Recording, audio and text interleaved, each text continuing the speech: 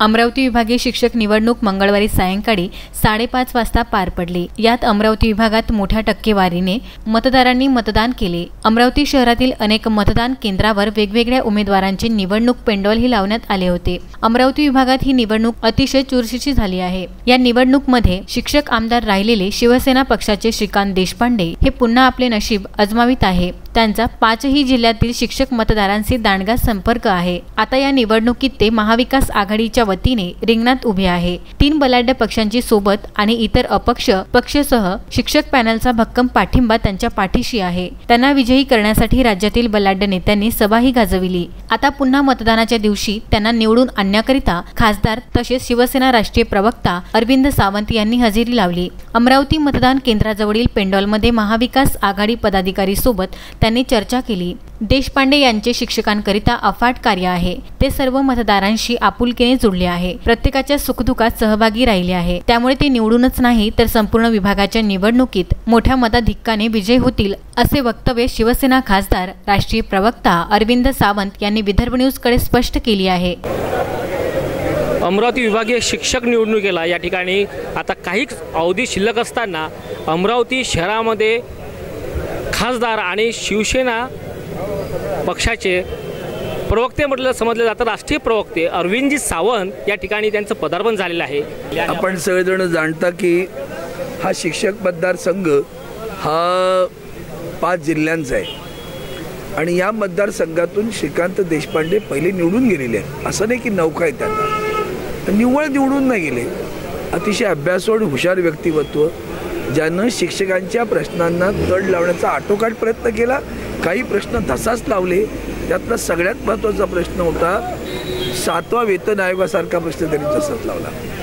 विनाअनुदानित शाळांच्या संदर्भातलं 30% अनुदान मिळवून घेतलं साधी गोष्ट नाही आहे ही। ज्याला त्या प्रश्नांची गांभीर्य आणि खोली कळते त्याला कळेल की हे प्रश्न सोडवताना काय त्रास होतो। आणि मग सुदैवानं महाराष्ट्रामध्ये एक नवल घडलं, एक अपूर्व असा संगम घडला। भिन्न विचारांची, भिन्न आचारांची, भिन्न धारेची, उद्दिष्टांची राजकीय पक्षाची मंडळी एकत्र आली आणि एक महाविकास आघाडी आदरणीय मुख्यमंत्री उद्धवजी ठाकरे यांच्या नेतृत्वाखाली महाराष्ट्रात स्थापन झाली आणि त्यांनी सरकार गेल्या वर्षभराचा कारभार केला। आणि ह्या महाविकास आघाडीने ठरवलं आता की यापुढे महाविकास आघाडी म्हणून लढायचं। आमच्या सुदैवानं श्रीकांत देशपांडे आमचे शिवसैनिकच आणि आता ते महाविकास आघाडीचे उमेदवार आहेत। असलेल्या उमेदवारातलं सगळ्यात उजवा उमेदवार आहे।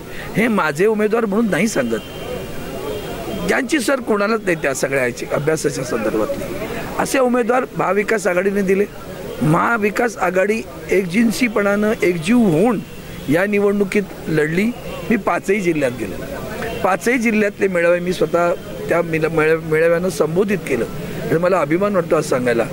आज लिहून ठेवा, उद्याच्या 3 तारखेला मतमोजणी जेव्हा होईल तेव्हा श्रीकांत देशपांडे पहिल्याच राऊंडमध्ये विजयी झालेले दिसतील आपल्याला। या संपूर्ण ठिकाणी पाहणी केलं असेल आता श्रीकांत देशपांडे आपण सांगितलं आहे की निवडून येईल। इतर ठिकाणी किती तिकडे आपल्या पक्षाच्या तिकडे आता या ठिकाणी समोर निघणार आहे आपल्या पक्षाच्या सगळेच होते की सोबत, अतिशय चांगले पडले। म्हणजे मला खरंच मी काल परवाकडे भाषणात म्हणालो गंगा यमुना सरस्वती एकत्र यावी, तसे 3 पक्ष एकत्र आलेत आणि एकजीव होऊन काम करतायत। हे अतिशय विलोभनीय दृष्ट महाराष्ट्राला पाहायला मिळालं आणि महाराष्ट्रसुद्धा आत्ता एका वेगळ्या अपेक्षेनं पाहतोय, कारण गेल्या वर्षभरात उद्धवजींनी संकटकाळी जे काम केलं आहे त्याला तोड नाही। आणि संकट म्हणजे कसे, इंग्रजीत एक छान म्हण आहे, कॅलॅमिटी नेव्हर कम्स अलोन, ती एकटी येत नाहीत। संकटांची साखळी, त्या साखळीमध्ये एखादं नेतृत्व खच्ची झालं असतं, निराश झालं असतं आणि केंद्राकडनं मदत न मिळता सुद्धा स्वतःच्या पायावर ठाम उभं राहून जनतेच्या हिताचं रक्षण करण्यासाठी त्यांनी कडवटपणे निर्णय घेतले। म्हणजे मंदिर उघडा म्हणून जाणीवपूर्वक सांगत होत्या ज्या पद्धतीने झालं, या सगळ्या याच्यामध्ये तुम्हाला दिसेल उद्धवजी ठाकरे साहेब ठाम राहिले आणि आपल्या निर्णयाशी प्रामाणिक राहिले, जनतेच्या हिताशी प्रामाणिक राहिले। आणि म्हणून आज तुम्ही महाराष्ट्रात पाहाल तर कुठल्याही पक्षाच्या माणसाला विचारा, त्यांना असं वाटतं हे तर आमचे कुटुंब प्रमुख आहेत, हे आमच्या घरातले आहेत, ते आमची काळजी घेतात। हे जे त्यांच्याबद्दल त्यांच्या व्यक्तिमत्वाची जी प्रतिमा तयार झालेली आहे ती प्रतिमा, आणि भारतीय जनता पक्षावर आज आम्ही नाहीत पण आमच्यासोबत राष्ट्रवादीचे अजितदादा पवार आहेत, बाळासाहेब थोरात आहेत, त्या पक्षाला सुद्धा आज कळेल भारतीय सोन्यासारखी माणसं आम्ही दूर केली ती त्यांना आज कळेल आणि आता आम्ही नवीन सोन्यासारखी माणसं जोडलीत हे आम्हालाही आज कळते. त्यामुळे दोन्ही गोष्टीचा आपल्याला एक संगम पाहायला मिळेल आणि श्रीकांत देशपांडे मागच्या वेळेला निवडून आले ते त्यापेक्षा कितीतरी पटीने अधिक मतं मिळून त्यावेळेला निवडून येते. शेवटच्या वेळी सुद्धा महाविकास आघाडीचे उमेदवार यांच्या चेहऱ्यावर आनंद दिसून येत होते. विजयाची लाट येईल या आशेने महाविकास आघाडीच्या पदाधिकारी कार्यकर्त्यांसोबतच शिक्षक कार्यकर्त्यांमध्येही आनंद दिसून आला. देशपांडे साहेब, शेवटचा क्षण संपलेला आहे मतदानाचा. एकीकडे प्रत्येक उमेदवाराच्या चेहऱ्यावर नाराजी व्यक्त केला जात आहे, आपण हसत आहात. असं नाही, ही परीक्षा आहे, ही शिक्षकांची परीक्षा आहे. मी मागचा 6 वर्ष अभ्यास केला आहे, त्यामुळे येणारे प्रश्न मला माहीत होते. मी पेपर चांगला सोडवला आहे. त्यांना खात्री आहे, म्हणजे मला खात्री आहे, त्यांना असं वाटतं की आपल्याला 35 मार्क मिळतील की नाही. आता हे मतदार शेवटी ठरवतील. तुमच्या माध्यमातून मी सर्व मतदार बंधू भगिनींचे आभार मानतो, हृदयाच्या गर्भितार्थापासून आभार मानतो आणि भविष्यात मी त्यांच्यासोबत असेल, पूर्ण ताकदीने असेल असा विश्वास देतो.